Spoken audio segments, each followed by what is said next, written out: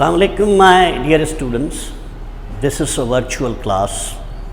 It's not a real class as you are sitting in the class and the teacher is teaching you. A virtual class. It's to make you believe that this is a class, because the purpose of such classes, virtual or real classes, is to teach you your subjects. Because of COVID-19, that has played havoc with almost every nation in the world. But till you get back to classes in real way, this is an alternative to teach you, for you being at your homes and keeping in contact with the teachers to teach you different lessons and different subjects and different chapters. I'm teaching you the second lesson from the first year English, Birkenhead drill, a very interesting story, heroic story of the soldiers. This is to see how they sacrifice their lives for the sake of other people's. Birkenhead was actually the name of an English ship or British ship that was going from England to South Africa, its capital Cape Town, and it was about in 1851 and on 25th February, right? This ship was carrying 630 passengers, and all these passengers were the soldiers of British Army and their families.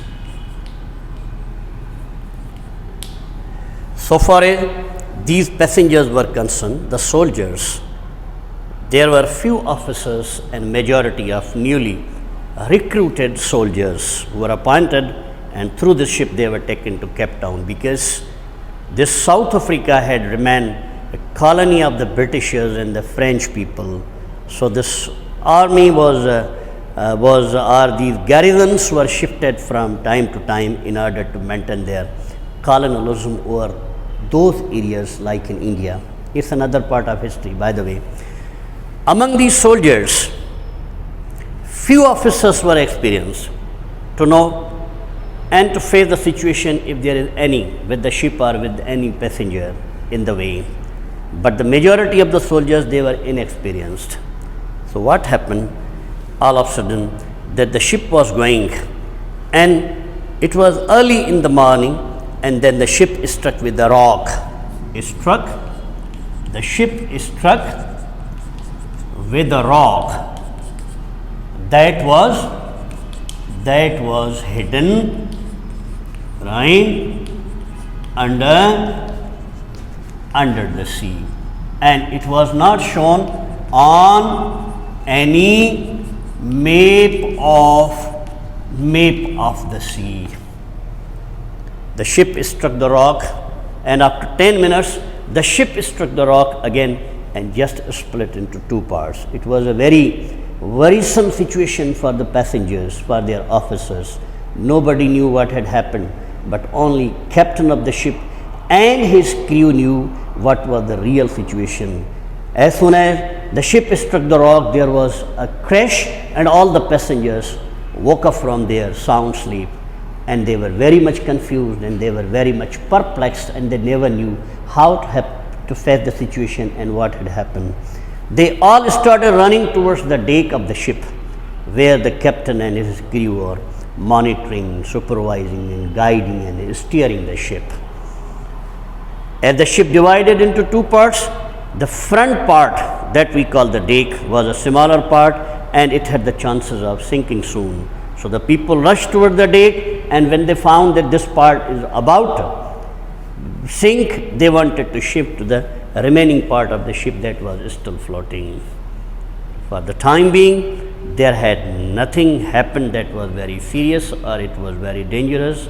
For all the people, passengers 630, they are still safe, but nobody knew what was going to happen. The commander of the troops handled the situation in a very successful way, because he was experienced one, but as I told you earlier, that all the passengers experienced, it was not the case. So the commander of the soldiers ordered that the life boats, means the boats which are carried on almost every ship and which are used in emergency in order to save the lives of the people, these lifeboats, they are present on almost every ship. So the commander ordered that the lifeboats should be lowered. But you see, there were many lifeboats, and out of these lifeboats, only 3 were in a very useful condition. And every lifeboat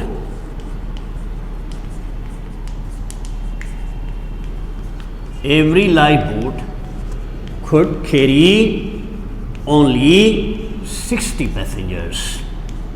There were many lifeboats, but they got damaged, and there were only 3 lifeboats in useful condition. So all lifeboats could carry only 180 passengers, right? And it was out of 630 passengers. So those lifeboats were lowered, and the passengers, I must tell you that out of 630 passengers, there were 170 women and children, right? 170.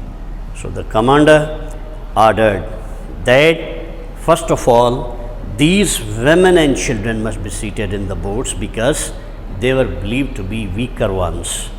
They could not face certain tough situations like a man can.